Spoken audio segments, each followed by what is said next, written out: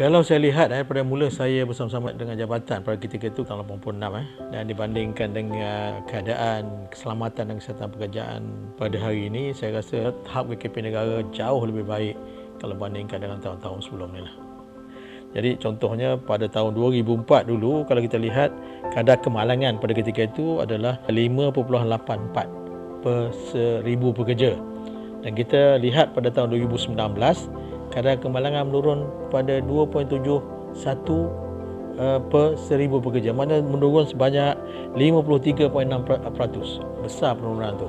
Itu kadar kemalangan maut 7.17 per 100,000 pekerja, menurun kepada 3.83 per 100,000 pekerja, menunjukkan penurunan kadar kemalangan maut kepada 46.6%. Satu penurunan yang sangat besar, menunjukkan jugalah orang kata penambahbaikan yang signifikan dalam konteks peningkatan tahap KKP negara lah.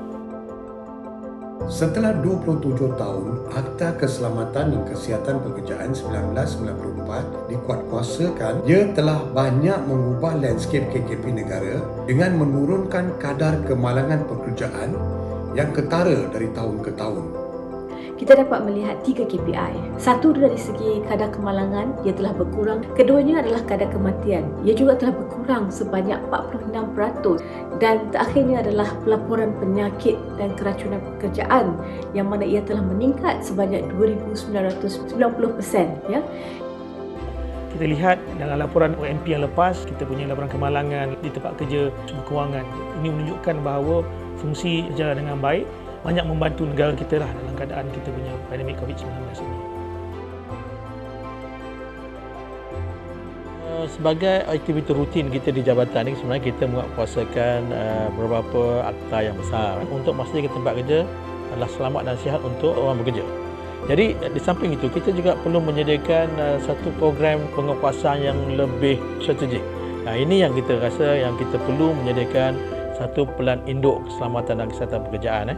Dari segi konteks dalam hal pembangunan pelan induk KKP negara ni, sebenarnya dia telah pun bermula sejak pada tahun 2005 lagi, 2005-2010. Kemudian seterusnya OSH MP 15 mana pelaksanaan pada tahun 2011 hingga tahun 2015. Kemudian pelan induk seterusnya yang kita panggil pelan induk OSH MP 2020, pelaksanaannya bermula pada 2016 sehinggalah 2020. Kita telah pun menyediakan dokumen yang terkini, juga merupakan satu lagi pelan induk KKP negara yang kita panggil pelan induk KKP 2025 ataupun ringkasnya OSH MP 25 yang tahun permulaan pelaksanaannya bermula pada tahun 2021 hinggalah insya-Allah ke tahun 2025. MEF sentiasa memberikan pandangan dan idea-idea untuk memastikan plan-plan yang dirancang di bawah OSH MP 25 dilaksanakan. Banyak peluang bagi pengamal OSH untuk menghasilkan kesan yang lebih besar dan memaparkan nilai sebenar OSH kepada pertumbuhan dan produktiviti ekonomi kita. Kita OSH MP yang baru ni dapat menguatkuasakan kita punya akta OSH kita supaya majikan-majikan kena comply. Jadi inilah sumbangan kita untuk menyokong kita inline lah bersama dalam kita punya OSH MP tersebut.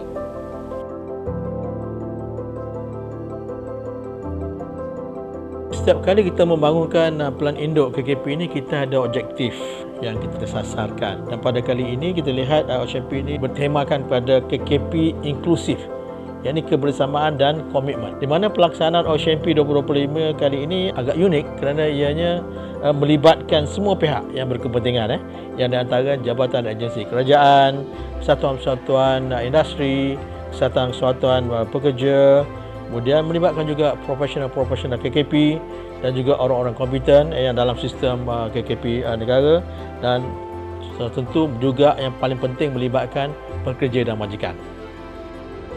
Dalam keadaan untuk menjayakan kitanya OSH kita ni, dua-dua peranan kita perlukan. Sebab majikan perlu menyediakan fasilitis tempat kerja kondusif yang baik untuk pekerja.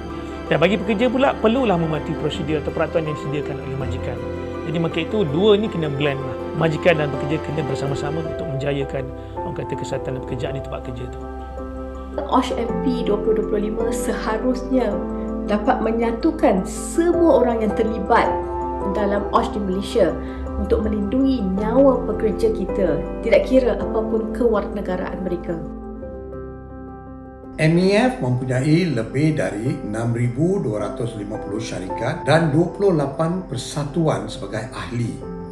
Pihak MyForge yang mempunyai kekuatan ahli seramai 4,500 orang yang merangkumi 17 persatuan. Di bawah M2C kita represent lebih kurang 15 juta pekerja dalam negara kita. Kita memang ada wakil dalam JKPP. Sentiasa berganding bahu dengan JKKP dan agensi-agensi kerajaan yang lain untuk melaksanakan OSH MP 2020. Bagi pihak M2C, kita nak ucapkan tahniah pada DOSH kerana telah main peranan yang cukup baik. Dan DOSH juga banyak bagi kesedaran kepada bukan saja pada majikan, kepada pekerja-pekerja dalam negara kita. Saya berharap ahli-ahli MEF dan majikan-majikan sektor swasta dapat mematuhi kesemua peruntukan Akta 514 agar OSH MP 25 yang dilaksanakan dapat mencapai hasrat, juga diharap dapat meningkatkan produktiviti dan daya saing negara.